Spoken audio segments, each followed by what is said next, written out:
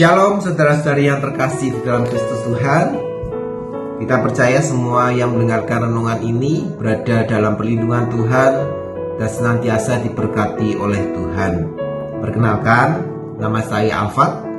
Saya pewarta BPK PKK Keuskupan Surabaya. Dan saat ini saya berkomunitas di Persekutuan Doa Muda-Mudi di SMTB.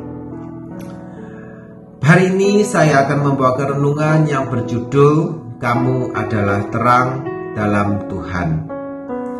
Bacaan diambil dari Efesus bab 5 ayat 8 sampai dengan ayat yang ke-14. Memang dahulu kamu adalah kegelapan, tetapi sekarang kamu adalah terang di dalam Tuhan. Sebab itu, hiduplah sebagai anak-anak terang.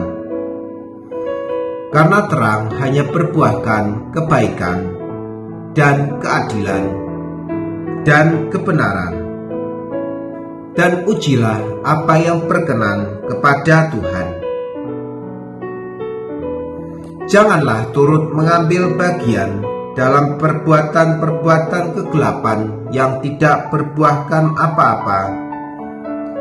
Tetapi sebaliknya, telanjangilah perbuatan-perbuatan itu. Sebab menyebutkan saja pun apa yang dibuat oleh mereka di tempat-tempat yang tersembunyi adalah memalukan. Tetapi segala sesuatu yang sudah ditelanjangi oleh terang itu menjadi nampak, sebab semua yang nampak adalah terang.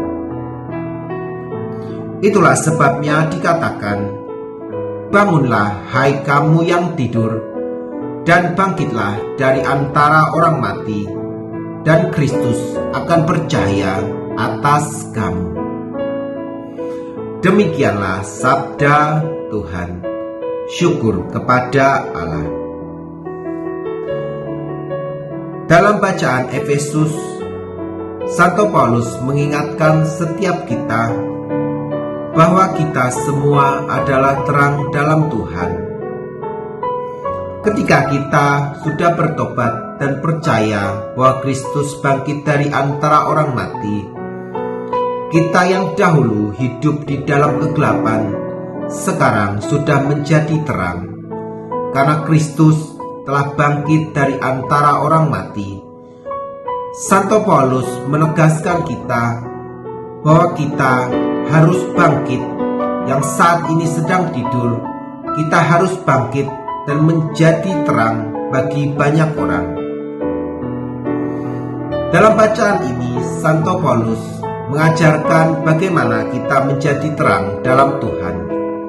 Yang pertama, kita harus menguji apa yang mau kita katakan dan apa yang mau kita perbuat, apakah sudah menjadi kehendak dan berkenan kepada Tuhan.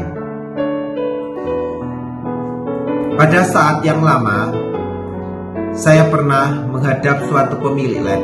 Untuk diketahui, saya adalah seorang marketing di alat kesehatan.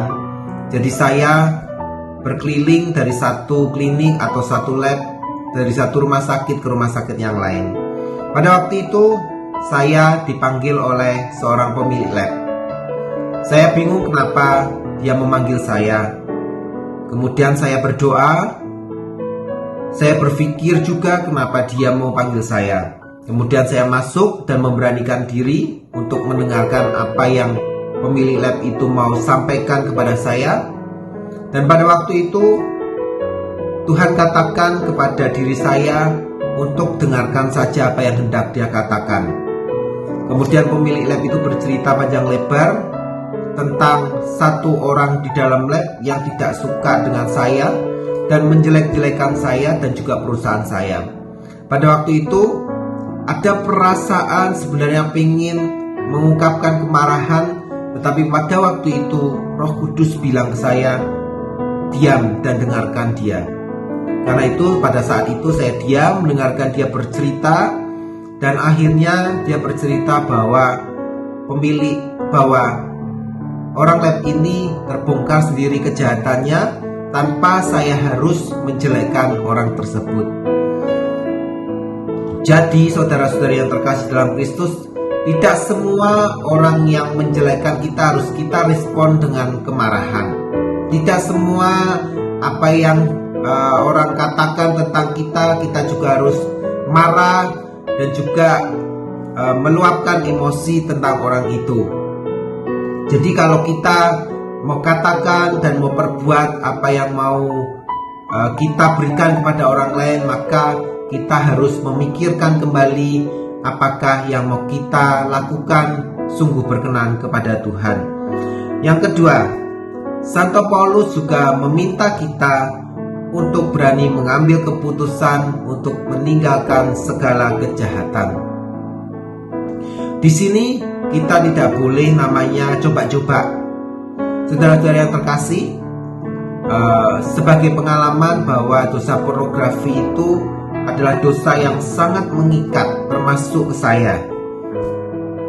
Jadi kalau kita sudah masuk di dalam pornografi, maka itu akan sulit sekali untuk hilang.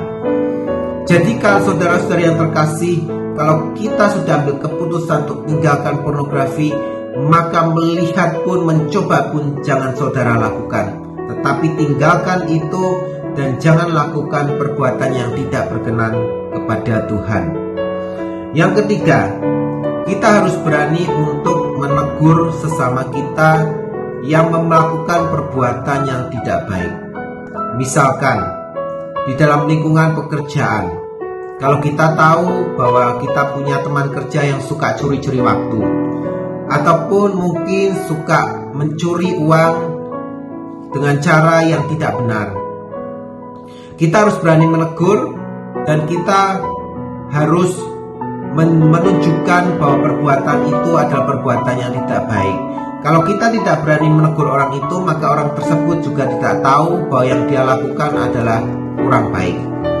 Kemudian yang keempat, kita juga tidak boleh menyebarkan aib tentang orang lain.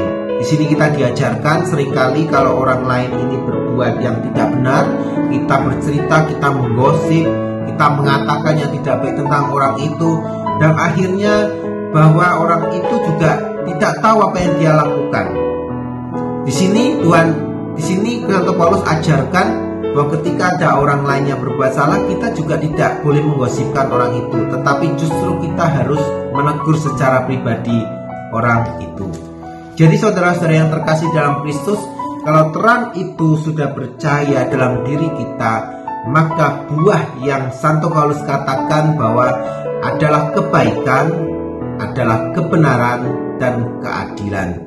Jadi kalau kita tidak mampu untuk melakukan segala sesuatu untuk menjadi terang, mohon pertolongan dari Roh Kudus, karena Yesus Kristus telah memberikan Roh Kudus bagi setiap kita.